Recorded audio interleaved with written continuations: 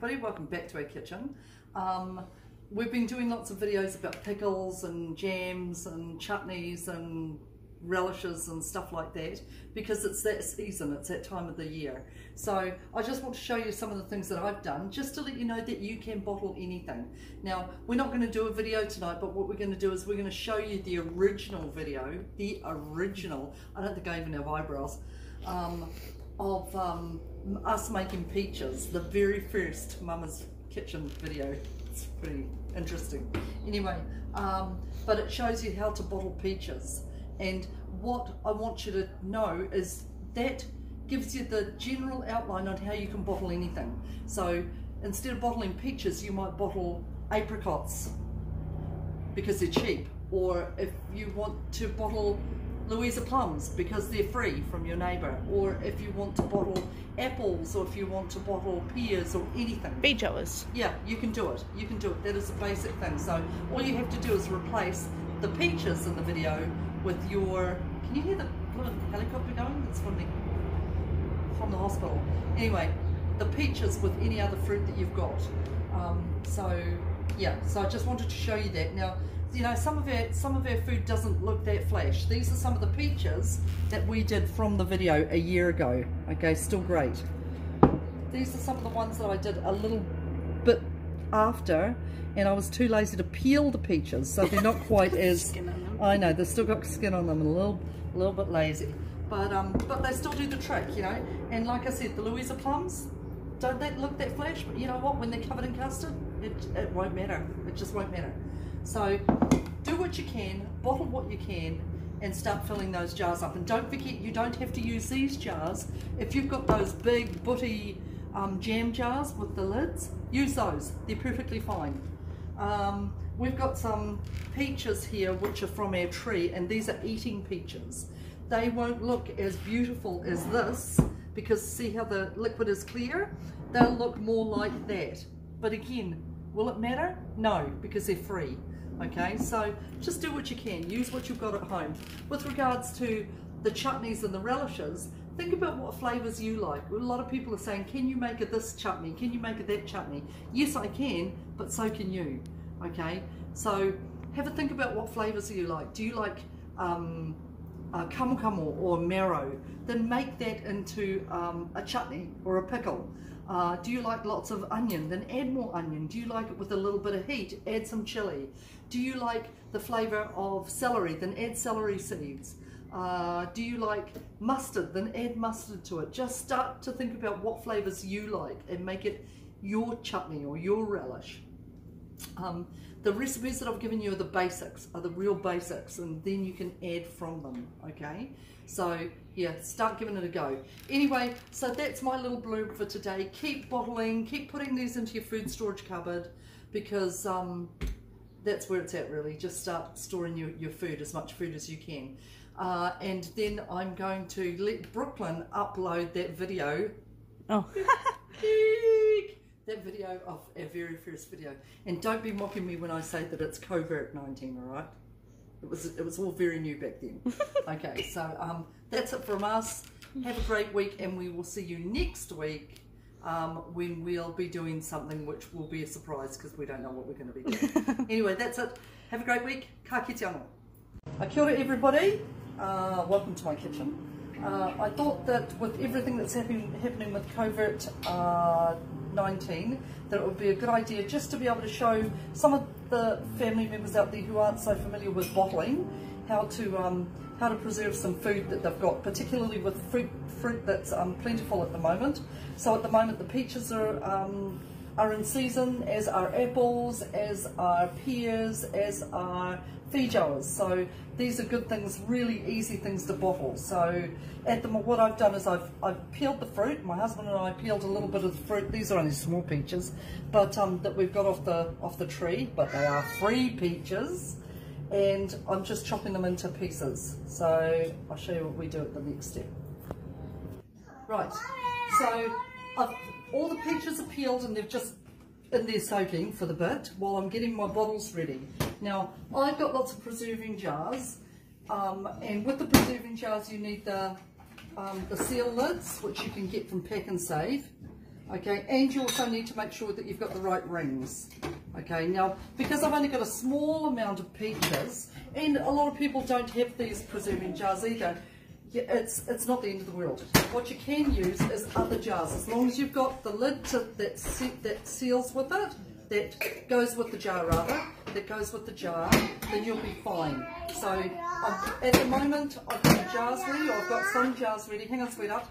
And I've got my pot boiling with some water, just heating up the water now. In here I'm going to get, so I've done a bit of a guesstimate, how much water I'll need to be able to cover the fruit. Okay, now what I'm also going to do is when it starts to boil, I'm going to add some sugar to it. Now I don't like adding too much sugar to my fruit because it's already naturally sweet. So so for example, if I did, maybe this is just a guesstimate, if I did 5 cups of fruit, I would add probably maybe a cup of sugar, and that helps to preserve it and also sweeten it. The more sugar you add, the sweeter your syrup will be, and the more cavities you'll get. Just throwing that out there. So yep, that's it for now. Okay, right, we're at the next step. So my water's here boiling, and it's got the sugar in there. And so as soon as it starts to get onto a sort of slow boil, you know that you're going to be ready to add your fruit. So the fruit's already here, all chopped up. Over here I've got my pot full of my lids, because in order to preserve fruit you need to make sure that everything is clean and sterile. So I'm going to heat these jars on a low oven, so the oven will probably be on maybe 50 or 60 just to heat them through. So give them a wash beforehand, and then put them into the oven just to heat them through for 5-10 minutes before you're due to bottle them. So what I'm going to do now is I'm going to add the fruit to the water and let it cook. It won't take long because they're only small pieces, so I'm thinking probably 5-10 minutes max and it should be done, because you don't want to waterlog them. You just want to make sure that they're heated all the way through so that they're cooked, hot, and ready for your hot jars and your hot lids. Okay, here's all the leftovers from the peaches and things like that. I put all the peach peelings into my compost bucket so it can go straight into the compost.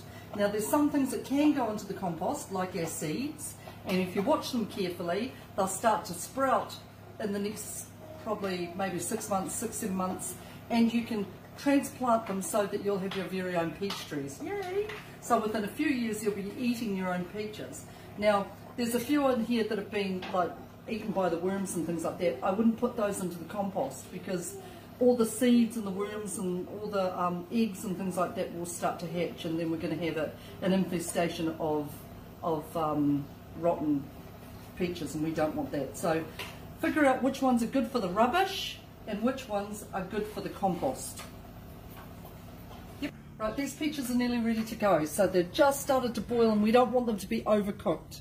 So now I've just got a big cup, and I've got one of these flash things, but if you haven't got one of those, it's okay. Just spoon your peaches carefully into your warm jar.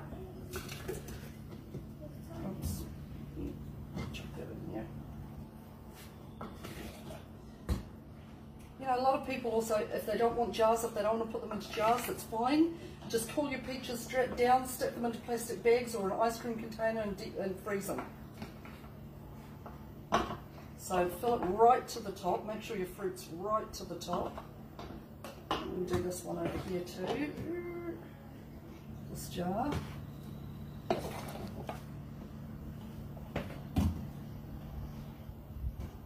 And then I've got just enough for that one. So I'm going to fill that up with syrup as well. Don't forget, the objective is to get fruit in there, more fruit than syrup.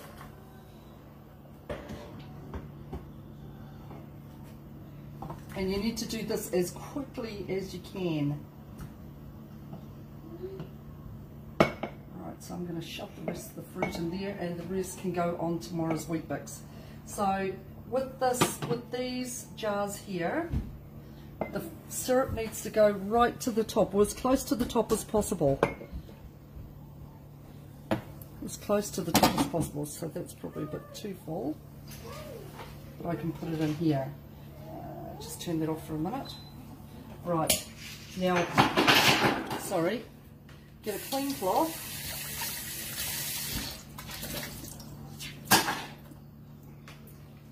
and just run it around the edge of your jar, because you don't want any fruit to stop that seal.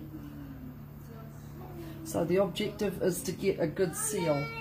So here's my hot seal here. Pop that on top, and then pop my ring on top as quickly as I can without ruining my fingers. And that's one jar done.